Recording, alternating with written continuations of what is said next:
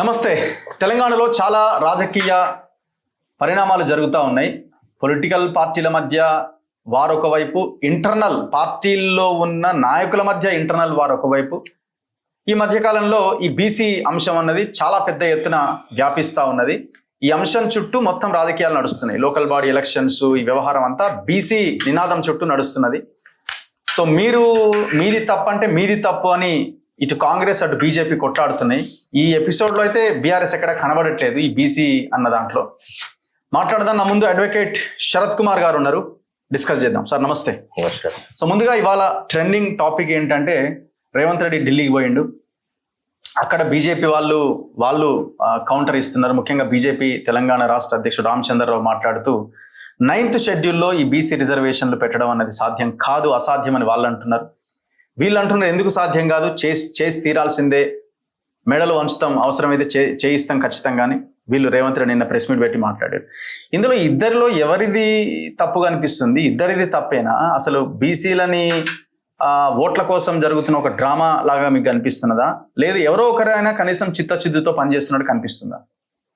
హానెస్ట్గా మాట్లాడాలంటే రఘు, వీళ్ళిద్దరు ఇట్లా డ్రామాలు ఆడడానికి, బీజేపీ కానీ కాంగ్రెస్ కానీ, ఈ డ్రామాలు వీళ్ళ ఈ public speeches and private behaviour, ఈ రెండింటిని కనుక మనం అండర్స్టాండ్ చేసుకోవాలంటే, దీన్ని నిరోధించాలా, దీన్ని ఆటగట్టించాలంటే బీసీ నాయకులలో ఐక్యత ఉండాలి నాకు ఫండమెంటల్లీ. ఈ బీసీ నాయకుల యొక్క అనైక్యత అనేది వీళ్ళ ఆటలకి ఒక ఆస్కారం వచ్చేసింది. బీసీ నాయకులు ముక్త కంఠంతో నథింగ్ డూయింగ్, మేమందరము వి కిల్ అవర్ సెల్స్, మా ఇగోను మేము చంపుకొని మేమందరం ఒకే తాటి మీద ఉంటాం, 42% రిజర్వేషన్లు సాధించడమే మా మూల ఉద్దేశము అనేటువంటి ఒక కార్యక్రమంలో కనుక వాళ్ళందరూ వస్తే, ఇటు బీజేపీ కానీ ఇటు కాంగ్రెస్ కానీ నఖరాలు చేయం. వీళ్ళ అనైక్యతను వాడుకొని ఇవాళ కాంగ్రెస్ ఒక రకమైన డ్రామా ఆడుతుంది, బీజేపీ ఒక రకమైన డ్రామా ఆడుతుంది. అయితే వీళ్ళిద్దరూ మాట్లాడేది పశ్చాబద్ధమా అంటే అది కూడా కాదు. దీంట్లో రెండు రకాలుగా దీన్ని మనం ఇంటర్ప్రిట్ చేయొచ్చు. ముఖ్యమంత్రి సహజంగా స్వభావ సిద్ధ్య అతనికి 42% రిజర్వేషన్ ఇచ్చే ఉద్దేశం లేదు. ఇది 100%, ఇది తేట తెల్లం. ఇక ఇందులో కూడా అంటే ఎండమావిలో నీళ్లు వెతుక్కోవడం ఎంత అసహజంగా ఉంటుందో, రేవంత్ రెడ్డిలో బీసీల పట్ల పక్షపాత ధోరణి కూడా అంతే ఉంటుంది. కాకపోగా బీసీ వ్యతిరేక ధోరణిని కప్పిపుచ్చుకోవడానికి నిరంతరము బీసీల గురించి మాట్లాడే వ్యవహారం చేస్తాను. మనం చిత్తశుద్ధిగా ఆయనను ఒక ప్రశ్నకు సమాధానం చెప్పమనాలి. ఏమని? మొన్న ఏదైతే బీసీ రిజర్వేషన్ దానికోసమని ఏదైతే బిల్ పాస్ చేసినారో దాన్ని కేంద్రానికి పంపించినప్పుడు 9th షెడ్యూల్లో చేర్చమని పంపించినాడా అనేటువంటి అంశం 31D కింద పెట్టినాడా, 31C కింద పెట్టినాడా? ఓకే, అదొక ఫస్ట్ ప్రశ్న, వాళ్ళు సమాధానం ఇవ్వాల్సింది. పోనీ 9th షెడ్యూల్లో పెడితే అంటే సుప్రీంకోర్టుకు విచక్షణాధికారం ఉందా లేదా? 9th షెడ్యూల్లో ఏ అంశాన్నైనా చేర్చొచ్చా? అది కూడా న్యాయ సమీక్షకు కారణాభూతం అవుతుంది, దాన్ని కూడా మేము న్యాయంగా సమీక్షిస్తాం అని సుప్రీంకోర్టు చెప్పిన మాట దృష్ట్యా, అట్లాంటి జడ్జిమెంట్లు ఈరోజు ప్రివెలెంట్ గా ఉన్న దృష్ట్యా 9th షెడ్యూల్లో పెడితే ఖచ్చితంగా 42% అమలు అవుతుంది అనేటువంటి మాట ఆయన చెప్పగలడా? మరి ఇప్పుడు తమిళనాడులో ఉంది కదా 69% అది అమలు అవుతున్నది. అప్పటి సిద్ధాంతాలు వేరు, ఆ తర్వాత చాలా సుప్రీంకోర్టు జడ్జిమెంట్లు వచ్చినాయి. మనం ఎంతసేపు పాత ఎక్కాల పుస్తకం చదువుతా అంటే నడవదు. సుప్రీంకోర్టులో లా అనేది మారుతూ వచ్చింది. ఇప్పుడు ఎట్లుంటదంటే, నీకు చిత్తశుద్ధి అనేది అంటూ ఉంటే రాజకీయ పక్షాలు, ఇప్పుడు బీసీలు అందరూ ఐక్యమైన అనుకోండి రఘు, నేను ఒక చిన్న సింప్లెస్ట్ సొల్యూషన్ చెప్తా, హౌ టు ఇంప్లిమెంట్ 42% అనేది. ఓకే, అదేంది? బీసీ కులాల వాళ్ళందరూ ఐక్యమై, ఈ కృష్ణయ్య, చిరంజీవి, తీన్మార్ మల్లన్న, తర్వాత ఇంకెవరు జాజుల శ్రీనివాసు, వీళ్ళందరూ ఒక్కటవ్వాలా. మా అందరికీ ఇగో ఏమీ లేదు, మేము బహుళంగా బీసీలకు 42% రావాలి. అందులో ప్రిడామినెంట్గా అసలు ఎప్పుడూ అభివృద్ధికి నోచుకొని ఏ రకమైనటువంటి రాజకీయ అవకాశాలు లేనటువంటి కొన్ని బీసీ కులాలకు కూడా ఈసారి ప్రాధాన్యత కొంత ఎక్కువగా గడించాలి. ఫర్ ఎగ్జాంపుల్ రజకులు ఉన్నారు, నాయి బ్రాహ్మణులు ఉన్నారు, పద్మశాలీలు ఉన్నారు, తర్వాత విశ్వకర్మలు ఉన్నారు. ఇట్లాంటి వాళ్ళ ఈ జాతులకి చాలా తక్కువ అవకాశాలు వచ్చినాయి. ఎప్పుడో ఒక పులి వీరన్న అనే ఒక ఆయన ఉండేవాడు. అంటే చెప్తున్నాను మీకు, వీళ్ళ సంఖ్య ఎక్కువగా ఉన్నా కానీ రాజకీయంగా వీళ్ళని ఎదగనివ్వలేదు. ఎంతసేపు కొండ లక్ష్మణ్ బాపూజీ టాపిక్ తీసుకొస్తున్నారు కానీ మరి ఆ తదనంతరం ఏం జరిగింది అనే దానికి ఎవడు మాట్లాడలేదు. ఎంతసేపు దిస్ ఇస్ బీసీ కొట్లాట అంటే ఓన్లీ మున్నూరు కాపులు వర్సెస్ గౌడలు, కొన్ని చోట్ల ముదిరాజులు, కొన్ని చోట్ల యాదవులు, కింతే ఇవే వర్గాలుగా వ్యవహారం జరుగుతుంది. ఇది కూడా ఒక రకంగా అన్యాయమే. అంటే even most backward class communities కూడా మేము వాళ్ళని ఇంక్లూజివ్గా చేసుకుంటాము, వాళ్ళకు కూడా మేము మాతో పాటుగా కొన్ని అవకాశాలు కల్పిస్తాము అనే ఉదార స్వభావంతో వీళ్ళందరూ కలిసి వస్తే ఒక పని చేయొచ్చు. ఏమని, ముఖ్యమంత్రి ద్వారా అన్ని all political parties leaders meeting convene చేయాలి.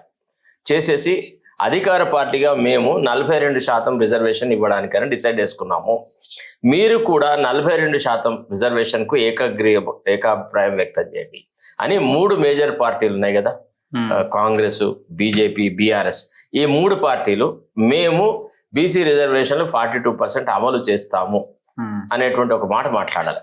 మన దగ్గర రిజర్వేషన్, మన దగ్గర జిల్లా పరిషత్లు ఎన్ని ఉన్నాయి, అందులో ఎన్ని స్థానాలు మనం బీసీలకు ఇవ్వదలుచుకున్నాం, బీసీ మేల్ కి ఎంత, ఫీమేల్ కి ఎంత ఐడెంటిఫై చేసి అన్ని రాజకీయ పార్టీలు ఆ స్థానాలలో బీసీలనే నిలబెట్టాలా.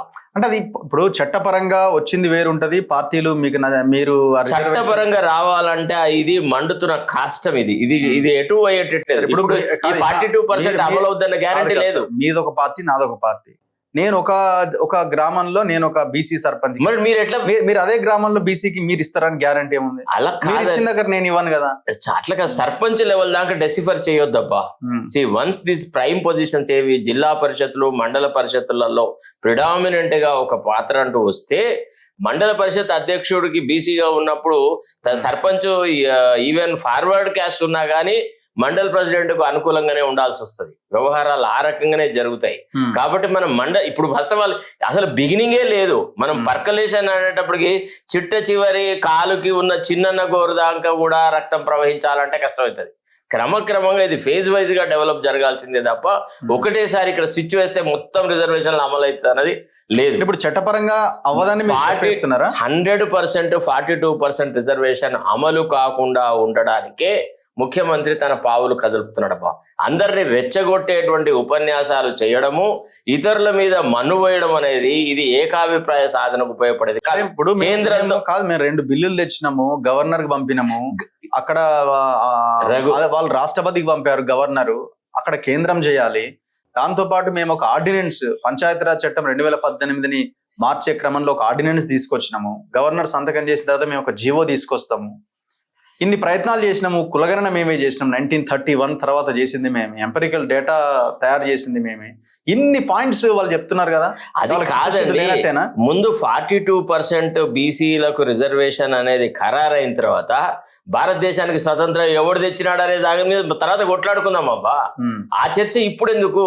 ప్రతిసారి నీ గొప్పతనము, నా వల్లే అంత జరిగింది, నా వల్లే సూర్యోదయం జరిగింది అనే మాట బదులు ముందు ఇప్పుడు నీ ముందున్న మూల అంశం ఏంది? 42% రిజర్వేషన్ టు బీసీసే కదా. నువ్వు కేంద్రం అయితే నీకంటే పెద్దదే కదా, సుపీరియర్ అథారిటీ కదా, దానికి ఒక రాష్ట్రపతి, ప్రధానమంత్రి ఇవన్నీ ఉన్నాయి కదా, కన్సెన్సువల్ వ్యవహారాలు జరగదు. నువ్వు నిత్య నూతనంగా కొట్లాడుకుంటూ ఎట్ట ప్రశాంతత వస్తుందబ్బా? ఢిల్లీకి పోయి మోడీని తిట్టాల్సిన అవసరం ఏమున్నది? బీసీ రిజర్వేషన్లు 42% రావాలన్నప్పుడు నువ్వు నా నుంచి కోఆపరేషన్ తీసుకోవాలన్నప్పుడు కొంత సహృద్భావ వాతావరణంతో మనం రిక్వెస్ట్ చేయలేమా? Can't we request Modi, sir మరి మేము ఇట్లా రాష్ట్రాల వారీగా మాకున్న పరిస్థితుల దృష్ట్యా మేము 42% ఇవ్వదలుచుకున్నాం మా రాష్ట్రాల్లో. మా రాష్ట్ర ఎంపిరికల్ డాటా ప్రకారంగా వీళ్ళ పర్సెంటేజ్ గింత ఉంది, ఈ ప్రాంతాల్లో ఈ రకమైనటువంటి బీసీల స్ప్రెడ్ ఉంది, సో మేము ఇవ్వదలుచుకున్నాం, మాకు మీరు సహకరించండి అని అడిగే విధానం ఎట్లుంటది?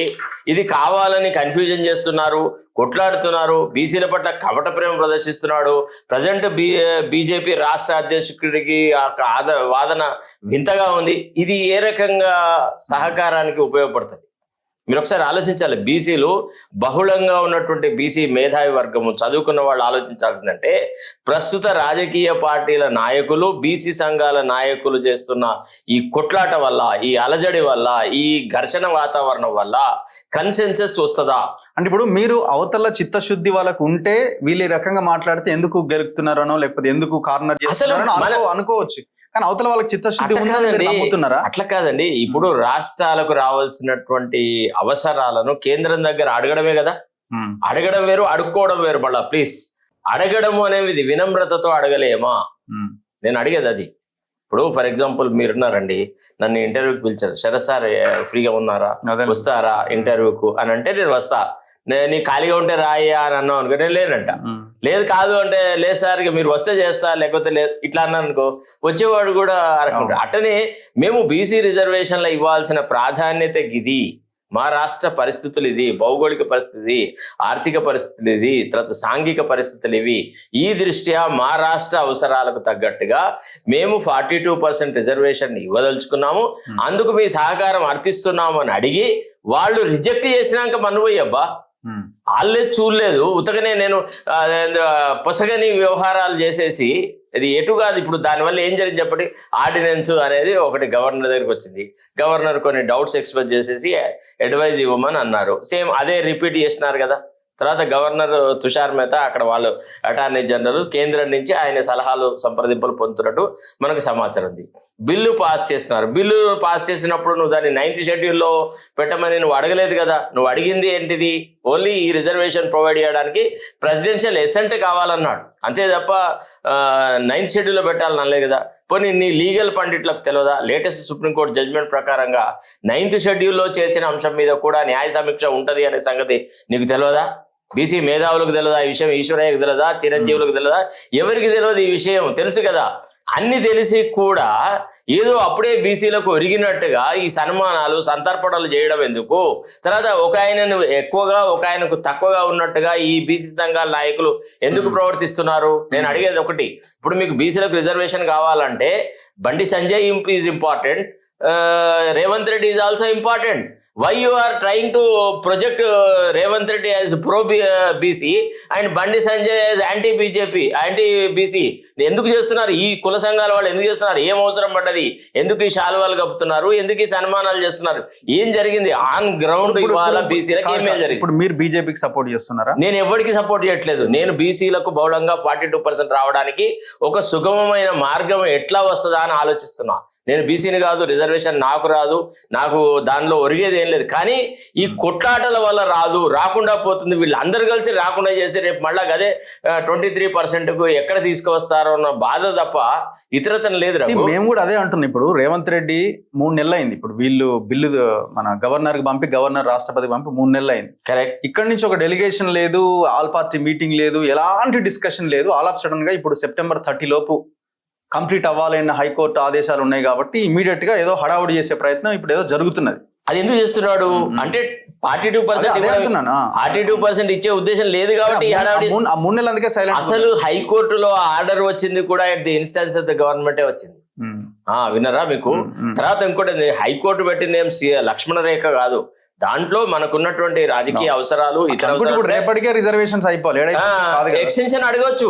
ఏమని ఈ రకమైన పరిస్థితులు ఉన్నాయి, లేదు రాష్ట్రాల్లో విస్తారంగా వరదలు వచ్చినాయి, తర్వాత వర్షాలు పడ్డాయి, పంట నష్టం జరిగింది, ఇప్పుడు ఇమీడియట్ గా ప్రజలు ఓట్లు వేయడానికి రెడీగా లేరు. We have to deal with public issues in some other way. Election is not such an important thing, so we want request some time అని అంటే సింగిల్ జడ్జి ఇయ్యక తప్పుతుందా? తర్వాత డివిజన్ బెంచ్ పోతాం, లేదా సుప్రీంకోర్టుకు పోతాం. ఇదివరకు ఎన్నిసార్లు పోస్ట్ పోన్ చేయలేదండి. ఇప్పుడు వాళ్ళు ఏమంటున్నారు, బీసీలని ముస్లింలను ఒక దగ్గర ఎట్లా చేరుస్తారు మీరు? బీసీల దాంట్లో ఉన్న రిజర్వేషన్ ని బీసీ పేరుతో వాళ్ళకి కేటాయించారు, ఇది అన్యాయము అని బీజేపీ క్వశ్చన్ చేస్తున్నది. నేను అదే చెప్తున్నాను. బీసీ ఇప్పుడు ముస్లింలలో కూడా నిమ్న జాతులు ఉన్నారు. ఇప్పుడు బీసీల, ఇప్పుడు ముస్లింలలో మంగళవాళ్ళు ఉన్నారు, బీసీ ముస్లింలలో ఇతర వృత్తులు చేసుకునే వడ్రంగం చేసుకునే వాళ్ళు ఉన్నారు, దుదేకులు వాళ్ళు ఉన్నారు. ఇట్లాంటి వాళ్ళకి ఆల్రెడీ రిజర్వేషన్ ఉంది. ఆ రిజర్వేషన్ ఇప్పటిది కాదు, అది ఎప్పటి నుంచో అమల్లో ఉంది. ఇప్పుడు ఒకటేంటంటే, నువ్వు ఒక యాంగిల్లో తిడుతున్నావు, నేను ఒక యాంగిల్లో తిడుతున్నా. ఘర్షణ వాతావరణం వచ్చినప్పుడు ఆయన తిట్టులో వాస్తవం లేదు, ఈయన తిట్టులో వాస్తవం లేదు. ఈయన ఆయన తిడుతున్నాడు, ఆయన తిడుతున్నాడు. మనం అనేది అది కాదు. కుల సంఘాలకి అది అవసరం లేదు. కుల సంఘాల ఏకైక లక్ష్యం ఏముండాలి? 42% రిజర్వేషన్ తీసుకురావాలి. వీళ్ళు వాళ్ళని తిట్టుకోవద్దు. మనం ప్రతిసారి ఏం చేయాలి? ముఖ్యమంత్రి రిక్వెస్ట్ చేయాలి, నువ్వు పోయి హైదరాబాద్, ఢిల్లీలో షోలు చేయకు, ఇక్కడ హైదరాబాద్ లో అఖిలపక్ష మీటింగ్ పెట్టు, కన్సెన్సస్ తీసుకొని రా. ఇప్పుడు ఆయన ఏమంటున్నాడు, హైదరాబాద్ లో ఉన్నటువంటి బీజేపీ ఏమో మాకు సహకరించింది, కేంద్రంలో ఉన్న బీజేపీ ఏమో మాకు సహకరించట్లేదు అని అంటాడు. అట్లా వాళ్ళిద్దరి మధ్య కూడా వెడ్జ్ తీసుకొస్తున్నాడు కదా. అది ఎట్లా అంటే రేపు మొట్టికాయలు వేయడానికి నడ్డా ఫోన్ చేసేసి, రామచంద్రరావు ఫోన్ చేసి, బుద్ధుందా నీకు, కేంద్ర పార్టీ ఏం ఆలోచిస్తుంది, రాష్ట్రంలో మీరేం చేస్తున్నారు, మీరు అట్టెట్లా సహకరిస్తారు వాళ్ళకు అని అనిపించడానిక, అంటే ఇండైరెక్ట్ సద్దిలో ఉమ్మేయడం అన్నట్టే కదా. రేవంత్ రెడ్డి నేచర్ ఎట్లాంటిదంటే బాగా మంచిగా పంచపక్క పరమాన్నాలు గల భోజనం రెడీ పెట్టి ప్లేట్లో పెట్టేసి దాంట్లో ఉమ్మేస్తాడు. ఉమ్మేసి ఎవరిని తినకుండా చేస్తాడబ్బా. ఇప్పుడు ఆయన చేసే పని అది. ఈ కాకి గోల ఎందుకు? నిజంగా ముఖ్యమంత్రికి చిత్తశుద్ధి ఉంటే, మేము మొదటే చెప్పినాను, ఇవాళ కాదు ఎప్పుడో జమానాలో చెప్పినాను, మీతో కూడా చెప్పినాను, ఏమని కన్సెన్సస్ సాధించు. రాజకీయాలలో ours is a democracy, debate, discussion and consensus, అంతే కదా. అది చెయ్యకుండా ఇక్కడ ప్రతిపక్షాలతో మాట్లాడడానికి నీకు అభ్యంతరం. ప్రతిపక్ష నాయకుడిని తిడితివి, ప్రతిపక్ష నాయకుడి తరఫున మాట్లాడేటాళ్ళని తిడితివి, అన్ని ఎవరిని పడితే వాళ్ళని చివరకు గాడ్సే వారసులు అని బీజేపీ వాళ్ళని అన్న తర్వాత ఈయన ఎట్లా, how can he SIT across the table along with them అండి? అపోజిషన్ పార్టీగా ఆయన మాట్లాడారు. అది ఏం మాట్లాడాలి అసలు? గాడ్సేకు ఉన్న బీజేపీకి ఏం సంబంధం? గాడ్సే వారసులు ఎట్లా అవుతారు? చరిత్ర చదివినాడా, చదవలేదా? అసలు Godse is not a member of RSS. What is this non sense? అసలు చరిత్ర చదవకూడదు. అసలు ఇతను చదివే గంతరండి, మినిమం నాలెడ్జ్ తోనే మాట్లాడతాడు. అది తప్పు సార్. ఒకవేళ అనుకుందాం మనలో మాట, ఇప్పుడు పంజాబ్ సిక్కులలో ఒక ఇద్దరు, బియాన్ సింగ్, సత్వంత్ సింగ్ అనే వాళ్ళు ఇందిరాగాంధీని కొట్టేసారు. అయితే సిక్కులు అందరు దుర్మార్గులేనా? ఇక సిక్కులందరినీ మీరు సత్వంత్ సింగ్, బియాన్ సింగ్ వారసులు అని అంటామా? Is it so? మేబీ ఇప్పుడు రాజకీయ పార్టీలో ఎంతో మంది సభ్యులుగా ఉంటారండి. ఒక సభ్యుడు ఎవడైనా ఒక మిస్టేక్ చేస్తే దాన్ని మొత్తం పార్టీకే ఆపాదించేటువంటి ప్రక్రియ, ఇది ఏ రకమైన రాజకీయమైన నీతి లేదా ఇష్యూ? సో ఇంకొక ప్రధానమైన అంశం రాష్ట్రంలో ఈటల వర్సెస్ బండి సంజయ్ ఈక్వేషన్ మీరు గమనిస్తుంటారు, చూస్తున్నాం. ఇక వీళ్ళు ఓపెన్ గానే బహిరంగంగానే తిట్టుకుంటున్నారు. సో మన ఈటల రాజేందర్ ఇంటి దగ్గర అయితే ఒక పెద్ద గొడవనే జరిగింది. వాళ్ళు హుజురాబాద్ వాళ్ళు అంతా వచ్చి ధర్నా చేస్తే ఆయన చాలా అగ్రెసివ్ గా మాట్లాడిండు. సో అంతకుముందు బండి సంజయ్ ఈయనని కార్నర్ చేస్తూ మాట్లాడిండు. అసలు ఏం జరుగుతున్నదని మీకు అనిపిస్తున్నది ఇద్దరి మధ్య? అంటే జనరల్ గా ఎట్లుంటుందంటే, వార్ మేము పల్లెటూరు వాళ్ళం, గ్రామాలలో ఉండేవాళ్ళం. మాకేం చేస్తుంటే ఇంట్లో మాకు ఒక 5-6 ఆవులు, ఒక 3-4 బర్రెలు, కొన్ని లేగలు ఇట్లా ఉంటాయి. అయితే కొన్ని ఎత్తుకొని పోయిన తర్వాత పాలకి మాకు మళ్ళా కష్టం అవుతుంది. అయితే ఏం చేస్తాం, మళ్ళీ పక్క ఊర్లోనో ఎక్కడో ఇంకొక ఆవును, ఒక లేగను కొనుక్కొని వస్తాం. ఆ ఆవును ఈ ఉన్న ఆవులు ఓర్వవు, కుమ్ముతూనే ఉంటాయి అనమాట. ఇది కొత్తది వచ్చింది, మా మేతలో దీనికి భాగస్వామ్యం ఇవ్వాలని. ఆ లేగలు కూడా దీని లేగను పొడుస్తూనే ఉంటాయి అనమాట. కొంతకాలం తర్వాత ఇవి సమైక్యంగా కలుస్తుంది. సో అట్లా ఇది ఆధిపత్య పోరు తప్ప ఇది సైద్ధాంతికమైనటువంటి విభేదాలతో ఉన్నది కాదు. First of all, to be frank with you, ఇప్పుడు సందర్భం వచ్చింది కనుక మనం చెప్తా ఉన్నాం. In my view, Etela Rajender తనని చాలా ఎక్కువగా ఊహించుకుంటున్నాడు అబ్బా. తన పాత్రని చాలా ఎంతో భూతద్దంలో పట్టి చూస్తా ఉన్నాడు. రాజకీయ పార్టీలు ఏవి కూడా లాయాలిటీకే ప్రాధాన్యత ఇస్తాయి. పార్టీ సిద్ధాంతాలతో ఏకాభిప్రాయం ఉన్న వ్యక్తులకే వాళ్ళు ప్రాధాన్యత ఇస్తారు. ఎవరైనా ఇప్పుడు మన ఇంట్లో మనం డ్రైవర్ ని పెట్టుకున్నాం, హామీ ఇచ్చి తెచ్చినప్పుడు దాన్ని ఫుల్ఫిల్ హామీ అవును, ఆయనకు టికెట్ ఇచ్చారు, గెలిచినాడు, ఉన్నాడు, వచ్చినాడు. ఆయన ప్రతి చోట నా వర్గము అనేది ఒకటి ఉండాలా అన్నప్పుడు కష్టం. నదీనాం సాగరో గతి, నది సముద్రంలో కలిసిన తర్వాత it becomes part and parcel of the ocean. Bandi Sanjay ఏంది, నా అధ్యక్ష పదవి ఆయనే తీసింది అన్నది ఆయన ఆలోచన, ఆయన అభిప్రాయం, ఆయన ఆరోపణ. ఈయన నన్ను అధ్యక్షుని కాకుండా అడ్డుకోవడంతో పాటు అటాక్ చేస్తున్నారు డైరెక్ట్ గా అన్నది ఈయన ఎలిగేషన్. గొడవంత ఇదే కదా. ఇప్పుడు పార్టీ అధిష్టాన వర్గానికి చాలా మంది చాలా రకాల పీతిరీలు చెప్పడం అనేది నేషనల్ పార్టీస్ లో చాలా కామన్. కాంగ్రెస్ లో అట్టనే ఉంటది. పోయి రేవంత్ రెడ్డికి వ్యతిరేకంగా కొందరు, అనుకూలంగా కొందరు, రేవంత్ రెడ్డికి కాదు వీళ్ళిద్దరు అసలు వేస్ట్ గాడు అని ఇంకొకని తరఫున వాడిని ముఖ్యమంత్రి చేస్తే బాగుంటుందని, ఇట్లా ఇవి జరుగుతుంటాయి అబ్బా. పార్టీ అధిష్టాన వర్గం ఏ సందర్భంలో ఏ రకమైన మార్పులు చేయాలని ఒక నిర్ణయం తీసుకొని ఆ మార్పు అంటూ చేస్తే అధిష్టాన వర్గాన్ని నిర్ణయాన్ని గౌరవించిన వాడు పార్టీ యొక్క విధేయుడైన సభ్యుడు, అతన్ని యాక్సెప్ట్ చేయాలి. బండి సంజయ్ లేకుంటే అసలు బీజేపీకి మనుగడే లేదు అనే ఒక ప్రొజెక్షన్ చేస్తున్న సందర్భం వచ్చినప్పుడు బండి సంజయ్ లేకున్నా కానీ బీజేపీ గెలుస్తుంది అనేటువంటి ఒక నానుడి తీసుకువచ్చేసేసి బండి సంజయ్ వ్యతిరేక వర్గం వాళ్ళు చాలా అత్యుత్సాహం చూపెట్టారు. ఏది ఏమైనా పార్టీ అధిష్టాన వర్గానికి ఈయన టర్మ్ అయిపోయింది కాబట్టి కొత్త వ్యక్తిని ఇవ్వాలన్నారు. ఇచ్చినారు, కిషన్ రెడ్డిని ఇచ్చినారు. బండి సంజయ్ లేకపోవడం వల్ల బీజేపీ యొక్క పురోగతి ఏం ఆగలే కదా. ఖచ్చితంగా వాళ్ళు 8 మంది ఎంపీలు అయినారు, 8 మంది ఎమ్మెల్యేల సంగతి అటు వచ్చేసి ఎంపీల స్థాయికి వచ్చేటప్పటికి వాళ్ళ సంఖ్య పెరిగింది.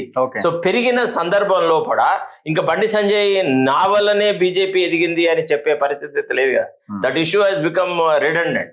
అట్టనే ఈటెల రాజేందర్ చెప్తేనే అక్కడ జేపీ నడ్డా డిసైడ్ చేసినాడా, లేకపోతే అమిత్ షా డిసైడ్ చేసినాడా? ఎవరి వాళ్ళు వాళ్ళ వర్గాలు వాళ్ళు చెప్పుకుంటారు. ఇంట్లో ఉన్న మన పిల్లలే డాడీ అక్క బట్టలు చాలా బాగున్నాయి, అందంగా ఉన్నాయి, నాకు అట్లాంటివి కొనియలేదు అంటారు. ఆడపిల్లకు దొరికినంత అందమైన బట్టలు అబ్బాయికి దొరకవు. ఇట్లాంటివి ఉంటాయి. ఇవన్నీ ఈ ఇష్యూస్ ని మనము with in the party parameters. కానీ వాళ్ళు మరి హైకమాండ్ చాలా చూస్తూ ఊరుకుంటున్నది కదా అవునబ్బా. పార్టీ ఇప్పుడు ఒకసారి నేను ఇదే ఇష్యూ ఒకసారి మాకు రాజీవ్ గాంధీ దగ్గర ఎరైజ్ అయింది ఈ ఇష్యూ. ఎట్లా అంటే డాక్టర్ చెన్నారెడ్డి గారు ఇక్కడ చీఫ్ మినిస్టర్ 1989లో. నక్సలైట్ల విషయంలో కూడా చర్చలు జరిపేసేసి నక్సలైట్ సమస్యను పరిష్కరించాలా అనేది ఆయన వాదన. అయితే ఏమైంది, అంతకుముందు రాజీవ్ గాంధీ గారు అస్సాం ఎజిటేటర్స్ తోని, పంజాబ్ ఎజిటేటర్స్ తోని, ఎంఎన్ఎఫ్ మిజో నేషనల్ ఫ్రంట్ వాళ్ళతో చర్చలు జరిపి అక్కడక్కడ అకార్డ్స్ ఏర్పరిచి సంధిలు చేసేసి ఆ రాష్ట్రాలలో ప్రశాంతత తీసుకొచ్చినాడు. అప్పుడు కాంగ్రెస్ విధానం ఏది ఉండే అంటే ఈవెన్ ఎక్స్ట్రీమిస్ట్లను కూడా జనజీవన స్రవంతిలో చేరండి, ప్రజాస్వామ్య భరితంగా మీరు మన పార్టిసిపేట్ కంటే పొలిటికల్ పార్టీస్ లో పొలిటికల్ ప్రాసెస్ లో యుద్ధం చేస్తే మీరు రాజ్యం మీద యుద్ధం చేసి మీరు ఏం గెలుస్తారు అని చెప్పేటువంటి నానుడి. అట్లనే డాక్టర్ చెన్నారెడ్డి గారు ఈ ప్రోగ్రాం తీసుకొచ్చినారు, నక్సలైట్లతో చర్చలు అని అన్నారు. అప్పుడు ఎంవి మైసూరారెడ్డి అనే ఒక శాసనసభ్యుడు రాష్ట్ర శాసనసభ వేదిక మీదనే రాజీవ్ గాంధీని చాలా చెన్నారెడ్డి నానా మాటలు అన్నాడు.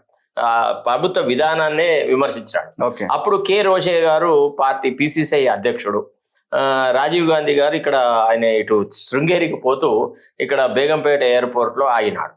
అప్పటికి మాకు జనరల్ గా ఈనాడు కరెస్పాండెంట్స్ అంటే మాకు ఎట్లుంటాయంటే రాజకీయ పార్టీల వాళ్ళు ఇంపార్టెంట్ వాళ్ళు వస్తే ఏం ప్రశ్నలు అడగాలో కూడా సలహాలు ఇచ్చేటువంటి సందర్భం.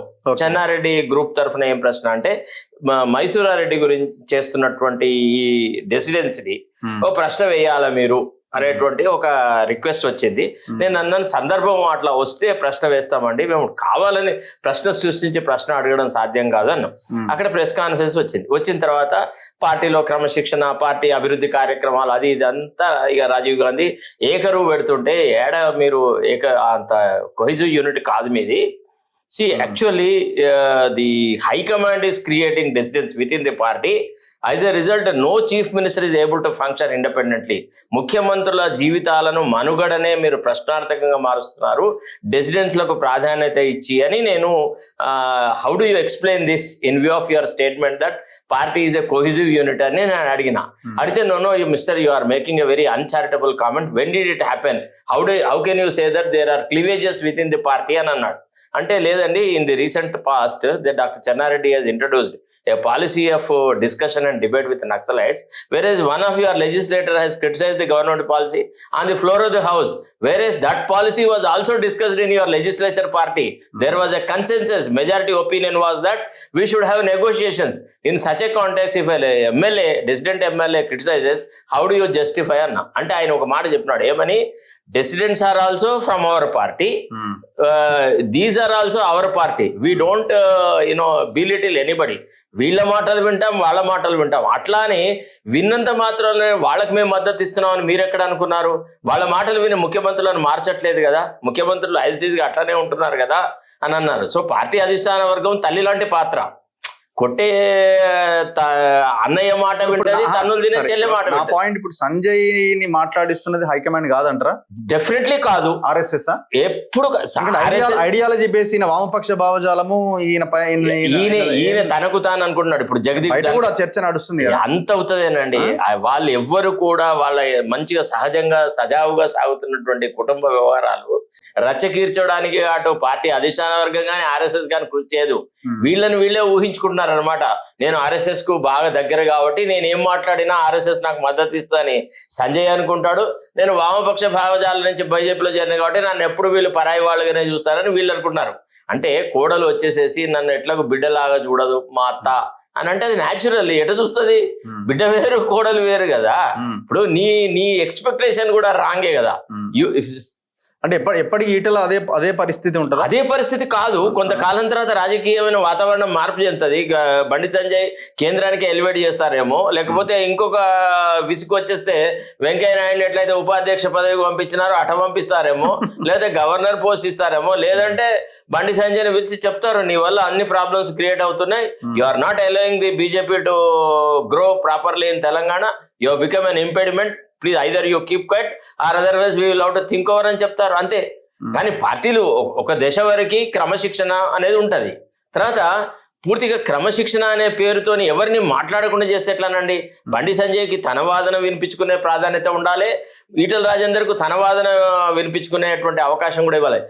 మనం ఎట్లా తయారైనా అంటే పత్రికలలో ఎవరు వాళ్ళ వాదన వినిపించుకుంటే ఇది అసమ్మతికి దారితీస్తుంది అంటాం. ప్రజాస్వామ్యంగా వాక్ స్వాతంత్రం లేని రాజకీయ పార్టీలు waste. They should discuss everything like in England, like in US. అట్లా ఎక్కడ డిస్కషన్ చేస్తారు? లేదు కదా, ఇది వాక్ స్వాతంత్రం లాగా లేదు కదా. సరేనయ్యా, కొద్దిగా మోతాదు మించింది. అప్పుడు వాళ్ళ పార్టీ అధిష్టాన వర్గం ఉంది కదా, బెత్తం పెట్టి ఇద్దరిని సీదా చేస్తారు. ఇప్పుడు పార్టీ వదిలేడితే ఈటల రాజేందర్ కు మనుగడ లేదు. పోనీ ఈటల రాజేందర్ ఇంకేం చేయగలడబ్బా? ఒక పార్టీ పెట్టగలడా? ఆ అవకాశం అయితే వచ్చినా గానీ చేతిలో వదులుకున్నాడు కదా, ఆయనకంత ధైర్యం లేదు. సరే, ఇప్పుడు వ్యాక్యూమ్ ఉంది కదా, ఆయన వల్ల ఎన్నడైతే అంతేనా? ఎన్నడూ పెట్టాడు, ఇప్పుడు కాదు కదా, ఎప్పుడు పెట్టాడు ఆయనే. సారీ అది మీరు నమ్ముతారు, పెడితే అవకాశం చాలా తక్కువ. ఆయన వల్ల అది లేదబ్బా, ఆ ఇనిషియేటివ్ లేదు. ఇప్పుడు ఎట్లుంటది అంటే పార్టీ పెట్టడం కాదు, ఏదైనా పాండబ్బానా కేసీఆర్ అన్నట్టుగా పార్టీ పెడితే గ్రాస్ రూట్ లెవెల్ వర్కర్ యొక్క వరకు రీచ్ అవుట్ అవ్వాలా. హైదరాబాద్ లో కూర్చొని రాజకీయాలు చేసే వాళ్ళు ఏం చేస్తారు చెప్పండి? ఇప్పుడు రామచంద్రరావు ఈ వ్యవహారాన్ని డీల్ చేయగలిగే చెయ్యడు, ఉన్నాడు కానీ చెయ్యడు, ఏది చెయ్యడు. ఇద్దరిని ఇష్టం వచ్చినట్టు మాట్లాడుకొనిస్తారు. ఒకసారి ఎప్పుడన్నా తనకి తలనొప్పిగా తయారైనప్పుడు నడ్డాకు చెప్పుకుంటాడు, నేను ఏం చేయాలి సార్, ఇద్దరు నాకంటే సీనియర్లే, ఆయనేమో మాజీ మంత్రి కథాకారకాన్ని ఆయనదో తీరు, నేను ఉద్యమకారుని ఆయన ఓ రకంగా మనుభోస్తా ఉన్నాడు, ఈయనేమో నేను కేంద్ర మంత్రిని అంటున్నాడు, నన్ను జూనియర్ చేసేసి ఇష్టం వచ్చినట్టు మాట్లాడుతున్నారు, కొద్దిగా ఈ సమస్య మీరే తీర్చాలి అని చెప్తాడు. అప్పుడు ఒకవేళ రామచంద్రరావు ఒపీనియన్ అడిగినారు అనుకో, who is right who is wrong అంటే రామచంద్రరావు సహజంగా ఆర్ఎస్ఎస్ భావజాలంతో పుట్టిన వ్యక్తి కాబట్టి బండి సంజయ్కి సపోర్ట్ చేస్తాడు, అంతే తప్ప ఈటల కింద సపోర్ట్ చేస్తాడు. వాళ్ళ పార్టీ హైకమాండ్ కూడా సంజయ్ అని అంటది, డెఫినెట్లీ అంటది. ఈయన ముందే డిసైడ్ చేసుకోవాలా, నేను ఎక్కడ ఎవరితో వియ్యం పొందాలి కయ్యం పొందాలి అనే విషయంలో ఈయన ముందు అవగాహనలోకి రావాలి కదా. ఆయన ఏదన్నా వామపక్ష భావజాలంతో ఎంతో కొంత సారూప్యత ఉన్న పార్టీలలో కనుక చేరుంటే ఈటలకి సమస్య ఉండకపో. ఆనాడే కనుక ఈటల ధైర్యం చేసేసి కాంగ్రెస్ పార్టీలో చేరుంటే ఇవాళ ఒక ఉప ముఖ్యమంత్రి స్థానంలో ఉండు, లేదా ముఖ్యమంత్రి కావచ్చు కాక బీసీలకే ప్రాధాన్యత ఇవ్వాలా అనే అంశం వస్తే ఈటల ఎప్పుడు కూడా అంటే రైల్వే స్టేషన్ లో రైలు పోయినాక స్టేషన్ కి చేరుకునే ప్యాసింజర్ అబ్బా, కాబట్టి ఆయన అటనే మిస్ అవుతా ఉంటాడు. ఇంతకంటే ఇతర. ఇప్పుడు రామచంద్రరావు గురించి ఏం చెప్తారు? ఇప్పుడు పార్టీని ముందుకు తీసుకెళ్లగలిగే సత్తా ఉన్న నాయకుడిలా కనిపిస్తున్నాడా? కొంత అసంతృప్తి, అరే ఇట్లాంటి నిర్ణయం తీసుకున్నారు ఏంది అని ఒక చర్చ అయితే కొంత స్టార్ట్ అయ్యింది. మొదట్లో అట్లనే ఉంటది, ఆ తర్వాత అందరూ they have to fall in line with him. ఆయన కంటే యోగ్యుడు రామచంద్రరావు కంటే యోగ్యుడు ఎవరు? ఫలానా వాడు ఇస్తే బాగుండు అని మీరు ఎవరిని చెప్పగలరు? రామచంద్రరావును కాదని. అఖిల భారత విద్యార్థి పరిషత్ నుంచి మొదలైంది ఒక ఆయన జీవన ప్రయాణం అనేది. ఫస్ట్ నడక, కాలినడక, ఆ తర్వాత మోపెడ్ నుంచి స్కూటర్ నుంచి కార్ల నుంచి ఫ్లైట్ల దాకా ఎదిగినాడు. ఎదుగుదల పార్టీలో ఇంకే డైనమిక్ పాలిటిక్స్ చేయాలి కదా, ఆయనకి ఏం డైనమిజం తగ్గింది? ఆయన కూడా మంచిగా చాలా బ్రహ్మాండంగా మాట్లాడుతున్నాడు. రేవంత్ రెడ్డిని ఆట ఆడుకుంటున్నాడు. రేవంత్ రెడ్డికి చెప్పినాడు, నీ 9th షెడ్యూల్ ఇదంతా bogus, you are playing fraud upon BCs, నువ్వు నిజంగా నీకు చిత్తశుద్ధే లేదు అన్న ప్రశ్న విమర్శ చేసినాడు. ఇంకేం చేయమంటారు? పోయి రేవంత్ రెడ్డి కొట్టాలా? అది డైనమిజం? ఎట్లా? Politics is all about meaningful discussion, mass image, ఒక రూరల్ బ్యాక్గ్రౌండ్, రూరల్ సార్. మీకు విషయం పైన ఆర్గనైజ్డ్ పార్టీస్ లో ఉండే లీడర్స్ ఎవ్వరు కూడా పార్టీ కంటే ఎదగలేరు సార్. వాళ్ళు పార్టీ సింబల్ కోసమే ట్రై చేయాలా.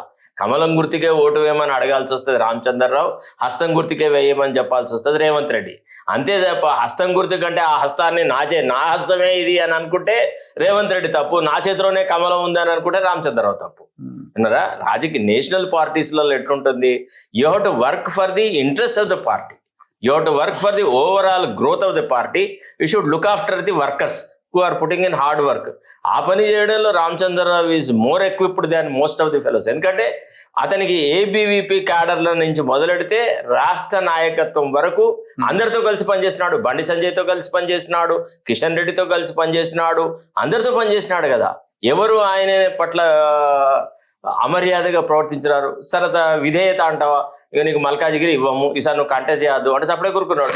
నేను నాకు ఇవ్వకుంటే నేను ఇండిపెండెంట్ గా చేస్తా అని అనలే కదా. ఇప్పుడు రేపు పొద్దున ఎవరితో పొత్తు వెళ్ళాలి ఉండు అంటే ఆయన శిరస వహిస్తాడు అంతే.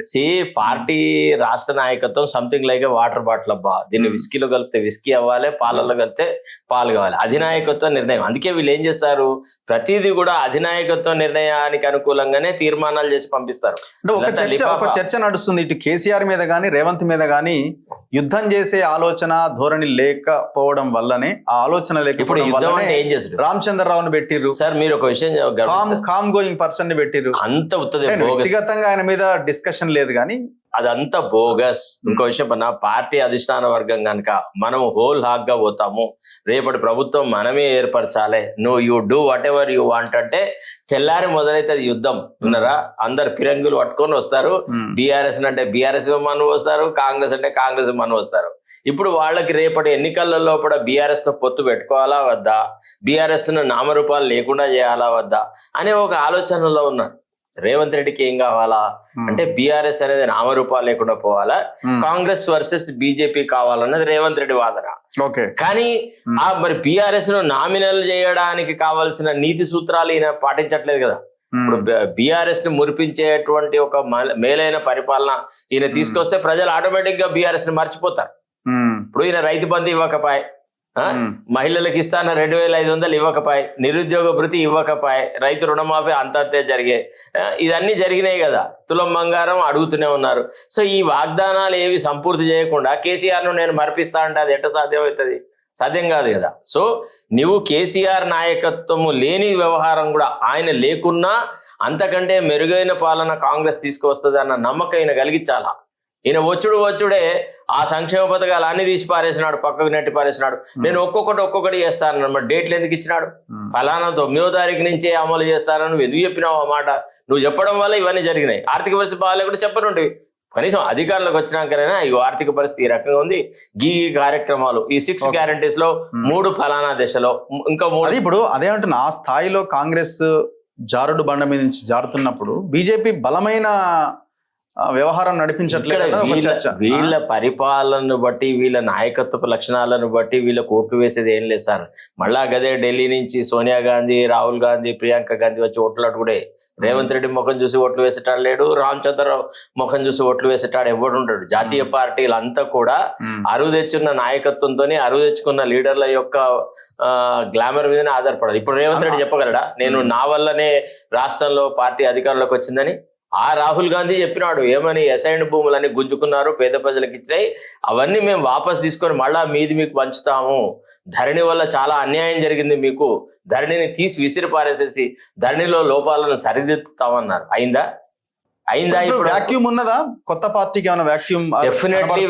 Definitely there is a vacuum for creation of a good political party and good political culture. కాకపోతే దానికి సమవుజ్జిగా ఉన్నటువంటి నాయకత్వం రావాలా, ఒక ఐడియాలజీ రావాలి. అంటే ప్రజల సమస్యలతో ముడిపడ్డటువంటిది, ప్రజలను పూర్తిగా అర్థం చేసుకున్న అవగాహన గల నాయకత్వం వచ్చి ఆ రకమైన ఐడియాలజీతో వస్తే థర్డ్ పార్టీ అనేది రాగలదు. ఎందుకంటే ఇవన్నీ ఎట్ట తీసిపారేసిన విస్తరణలు లాగా ఉన్నాయి.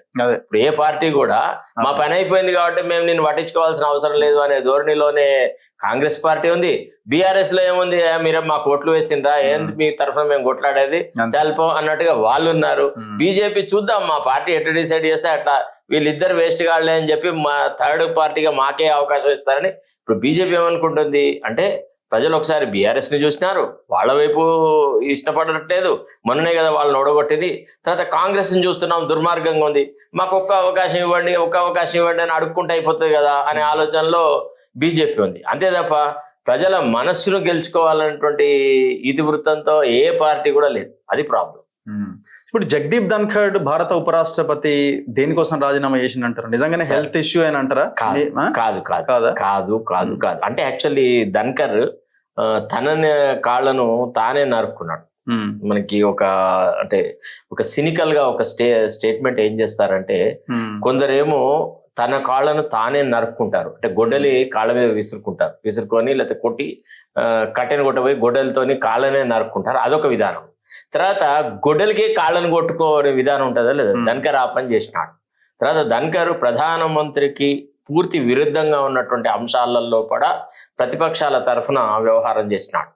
ఎప్పుడైతే ఆయనను అభిశంసించాలన్న తీర్మానం కాంగ్రెస్ వాళ్ళు ప్రపోజ్ చేస్తున్నారో దాని మీద చర్చ జరగకపోయిన తర్వాత అతను ఏం చేసినాడంటే, నేను కేవలము బీజేపీ యొక్క ముద్రను కాదు, I'm not the stamp of BJP, I'm neutral to everybody అని ఇంప్రెస్ చేయడానికని సోనియా గాంధీతో సన్నిహిత సంబంధాలు పెట్టుకున్నాడు, కేజ్రీవాల్ ను కలిసినాడు. తర్వాత సోనియా గాంధీ ఇటీవల కాలంలో 2-3 సార్లు ధన్కర్కు ఫోన్ చేసేసి, మీరు ఎట్లా ఉన్నారు, మీ ఆరోగ్య పరిస్థితి ఎట్లా ఉంది, మొన్న రాజ్యసభలో చూశాను మీరు కొద్దిగా కుసకుస ఉన్నారు, మీకు అంత ఇది లేకుంటే ఒక రోజు రెస్ట్ తీసుకోండి, ఇట్లా మాట్లాడేటప్పటికి సోనియా గాంధీ లాంటి వ్యక్తి నా ఆరోగ్య పరిస్థితుల గురించి వాకప్ చేసింది అని బీజేపీ కట్టడివాదులకు చెప్పినాడు ఈ పిచ్చోడు. అట్లా కొన్ని రకాల సమస్యలు ఇస్తున్నాడు. తర్వాత పదే సుప్రీంకోర్టును తిట్టడం కూడా ప్రధానమంత్రికి ఇష్టం లేకపోయింది. ఇప్పుడు న్యాయ వ్యవస్థతో డైరెక్ట్ గా ఘర్షణలో ఏ ప్రభుత్వం ఉంటది? అప్పుడు రామ్ జెత్మలానీని కూడా ఇదే రకంగా తీసేసినారు. రామ్ జెత్మలానీ కూడా అప్పటి డాక్టర్ ఏఎస్ ఆనంద్ అని ఒక చీఫ్ జస్టిస్ ఉంటే ఆయన డేట్ ఆఫ్ బర్త్ మీద వచ్చిన ఒక వివాదాన్ని పదే రేకెత్తిస్తే వాజ్పేయికి supreme court raised an objection. What is this? The way your law minister functions as if the government is at war with the Supreme Court అన్నట్టుగా ఉంది, ఇదేంటిది అని అడిగినారు. అడిగితే ఆయన ఏం చేసినాడు, నన్ను అగర్ ఐసావతో I will drop Ram Jethmalani అని ఆయన లా మినిస్టర్ గా తొలగించినారు. అటనే ధన్కర్ పరిస్థితి అంతే. ఇప్పుడు యశ్వంత్ వర్మ విషయంలో ఒక రకమైన యాటిట్యూడ్. ఇప్పుడు ఇండిపెండెంట్ గా వ్యవహరించడం తప్పెట్లయితది? ఇప్పుడు ప్రధానమంత్రి వాళ్ళ మన దేశంలో ఇండిపెండెంట్ గా ప్రవర్తించడం అనేది అది ఒక హంబగ్, అది ఒక పెద్ద బోగస్. ఏ పార్టీ స్పాన్సర్ చేస్తారో ఆ పార్టీ పట్ల కొంత పక్షపాత ధోరణి అనేది చాలా ఉంటుంది. నువ్వు ఇండిపెండెంట్ గా బిహేవ్ చేయడం అంటే వాళ్ళని తిట్టకుంటే పర్లేదు. ఇప్పుడు పొద్దున్న లేస్తే ఇప్పుడు ఇండిపెండెంట్ గా న్యూట్రల్ గా ఉండాలి, అంటే శాంతియుతమైన వాతావరణంలో రాజకీయాలు నడపాలనేవాడు తెల్లారు లేవగానే కేసీఆర్ శాసనసభకే రాడు, కేసీఆర్ అట్ట చేసినాడు ఇట్ట చేసినాడు ఇందులో ముంచినాడు అందరూ ముంచినాడు అంటే నీకు సామరస్యమైన వాతావరణం రాష్ట్రంలో ఏడు ఉంటుందబ్బా. అట్టనే ఆయన రాజ్యసభ వ్యవహారాలు చేసేటప్పుడు కూడా the way he humiliated Mallikarjun ఖర్గేని చాలా బాధ పెట్టినాడు. ప్రతిపక్ష నాయకులు ఎవరిని మాట్లాడనివ్వలేదు. మోడీకి ఈ విషయం నచ్చుతుందేమో అనే భావనలో మోడీ యొక్క స్థానాన్ని బలహీనపరిచేటువంటి చాలా కార్యక్రమాలు చేయడం వల్ల ధన్కర్ పరిస్థితి చాలా అధ్వానంగా తయారైంది. నిజానికి Dhankhar should blame himself for the kind of ignominy that he suffering today. ఏ ఉపరాష్ట్రపతి కూడా ధన్కర్ బిహేవ్ చేసినంత నీచాతిరీచంగా ఆయన ఏమన్నాడండి, ఆయన భాష ఏందండి, రిటైర్డ్ ఆయన ఒక senior advocate of the supreme court, article 142 is being used as a missile అన్నాడు. What kind of a language is it? అయితే మాకు అంటే there is something called parliamentary language అని ఉంటుంది. ఇప్పుడు మేము కోర్టులలో మాట్లాడినప్పుడైనా వేదికల మీద మాట్లాడినప్పుడు మా భాష మీద మాకు నియంత్రణ నేర్పుతారు. మా వృత్తి యొక్క లక్షణం అది. మీతో మాట్లాడుతున్నాం అంటే ఆ విమర్శ, ఆ ఎటికెసీ అనే దాన్ని కోల్పోయి నువ్వు ఇష్టం వచ్చినట్టు మాట్లాడితే ఎట్లా? ఇప్పుడు ఆర్టికల్ 142 అనేది ఆయనకు తెలియదా? ది స్కోప్ ఆఫ్ ఆర్టికల్ 142 తెలియదా? When all the judicial systems fail, the Supreme Court can provide total and permanent justice. So కాబట్టి ఆర్టికల్ 142 అనేది ఒక విశేష అధికారం. దాన్ని డైల్యూట్ చేస్తున్నట్టుగా ఆయన మాట్లాడడం కూడా మరి పోనీ ఒకసారి మాట్లాడు రెండోసారి మాట్లాడంటే ఏమనుకోవచ్చు, పదే అదే టాపిక్ మాట్లాడడం. సో ఈ రకంగా తప్పుతనదే అంటారు ఒక రకంగా. డెఫినెట్లీ ఆయనది. ఆయన ఒక రకంగా ఆ పదవికి ఇక అక్కడ కొనసాగలేని వాతావరణం ఆయనే సృష్టించుకున్నాడు. తర్వాత ఆయన ఊహ ఏంటంటే ఇప్పుడు రాష్ట్రపతి బొమ్మ ప్రధానమంత్రి బొమ్మనే కనబడుతుంది నేషనల్ ఫెస్టివల్స్ అన్నిట్లలో. నా బొమ్మ కూడా ఉండాలి కదా, ఒక పక్క రాష్ట్రపతి ఉపరాష్ట్రపతి మధ్యలో ప్రధానమంత్రి బొమ్మ పెట్టు అని అతను అడిగినట్టుగా. తర్వాత చాలా చోట్లలో ఉపరాష్ట్రపతి అనే వ్యక్తికి ప్రాధాన్యత లేకుండా పోతుందని అంత కొంత సల్కింగ్ గా ఉన్నాడు. ఆయన దృష్టిలో రాష్ట్రపతి అంత పెద్ద ప్రాధాన్యత గల వ్యక్తిగా లేదు అన్నట్టుగా. సో ఆ రకంగా ఆయన బిహేవ్ చేసినాడు కాబట్టి బీజేపీ అధిష్టాన వర్గం they have taken a right decision to throw him out. Now somebody should be there. ఇప్పుడు జడ్జి పాత్ర పోషించాలి. ఆయన న్యాయవాదిగానే నిలబడ్డాడు. He never played the role of a judge while conducting the proceedings of the Rajya Sabha. That's the reason Dhankar had suffered this humiliation. Congress లో same బీజేపీలో ఉన్నంత కాకపోయినా అక్కడేమో ఈటెల సంజయ్, ఇక్కడేమో నిన్న మొన్న రేవంత్ వర్సెస్ రాజగోపాల్ రెడ్డిగా ఈక్వేషన్ మారుతున్నది. నిన్న కూడా ఏదో అన్నట్టున్నది ఇందిరమ్మ ఇండ్లు అట్లా ఇట్లా. Correct, so exact. అంతకుముందు మొన్న రాజగోపాల్ రెడ్డి 10 ఏళ్ళు ఎట్లా మీరు ముఖ్యమంత్రి అని ప్రకటిస్తారు, ఇది Correct. కాంగ్రెస్ పార్టీ విధానానికి వ్యతిరేకమని. రేవంత్ స్టేట్మెంట్ ఎట్లా చూస్తున్నారు? రాజగోపాల్ రెడ్డి కూడా కాంగ్రెస్ పార్టీ విధానాలు వంట పట్టించుకొని ఆయన స్టేట్మెంట్ ఇచ్చినట్టుగా మీకు ఏమైనా కనబడుతుందా? ఒకటి రఘు, ఇప్పుడు బీసీల గురించి ఏమో ఢిల్లీలో కాకి గోల పెట్టినాడు, రూఫ్ టాప్ నుంచి అరుస్తున్నాడు. 42% నా మొత్తం నా బ్రెయిన్ చైల్డ్, నా వల్లనే బీసీలకు రిజర్వేషన్ అన్నాడు. మరి 10 ఏళ్ళు ఈయన ముఖ్యమంత్రి ఉన్నాక బీసీ రిజర్వేషన్ ఏందబ్బా అంటే, అయితే అదన్నా తప్పు లేదా ఇదన్నా తప్పు కదా. 10 ఏళ్ళు నువ్వు ఎట్లా ఉంటావు? ఏదైనా మీ సొంత పార్టీయా, నీ జాగీరా? రేపు ఎట్లయితే లిఫాఫాలో నీ పేరు రాస్తే ముఖ్యమంత్రి అయినావు, లిఫాఫాలో ఇంకెవడి పేరున రాస్తే వాళ్ళే ముఖ్యమంత్రి అవుతారు. కాంగ్రెస్ శాసనసభ్యులు అందరూ ఒకవేళ సపోజ్ రాహుల్ గాంధీ ఒక హింట్ ఇచ్చినాడు అనుకో, you have decided to replace Revanth Reddy with somebody, you find out the consensus among the Congress legislature party who could be a better option in place of Revanth Reddy అని అంటే, అందరు ఎమ్మెల్యేలు రేవంత్ రెడ్డి ఉండాలా మాకు అని రెజల్యూషన్ పాస్ చేయరు. ఆయన ప్లేస్ లో మాకు నచ్చిన ఫలానా ఆయన పేరు పెడతాము అండి అని అంటారు. విన్నారా? ఇది చాలా సహజంగా జరిగేటువంటి వ్యవహారం. సో కాబట్టి నా దృష్టిలో రేవంత్ రెడ్డి చాలా బంగులు అవుతున్నాడు, తన్ని తాను బాగా ఊహించుకున్నాడు. తర్వాత రెండోది ఏంటంటే, రాజగోపాల్ రెడ్డి అన్న మాట కరెక్ట్. 10 సంవత్సరాలు నేనే ఉంటా అని ఒక్కసారి కాదు 2 సార్లు కాదు, ఇప్పుడు పెట్టిన ప్రతి మీటింగ్ లో ఇదే టాపిక్ చెప్తా ఉంటాడు తెలుసా. అది ఒక రకంగా ఏవగింపే కదా. అంటే ఇక వేరే వాళ్ళకి ఎవరికి ఎదుగుదలే లేదన్నట్టే కదా దాని అర్థం. మరి రాజకీయాల్లో ఒట్టిగానే ఉన్నారా? తర్వాత ఆ పార్టీలో పుట్టి పెరిగిన వాళ్ళకి ఉండదా ఏవగింపు? ఉండదా? దత్తపుత్రుడికి అంత అవకాశాలు వచ్చి సొంత కొడుకుకి ఏ అవకాశం రాదంటే వాళ్ళకు కూడా అది ఉంటది, అసమ్మతి ఉంటది కదా. Definitely is right to that extent. And Rajagopal Reddy will be seen more compatible with Congress culture than Revanth Reddy. Revanth రెడ్డిని చూస్తే ఇప్పటికి కూడా మనకు తెలుగుదేశం కల్చర్ అనేది కనబడుతుందా లేదా?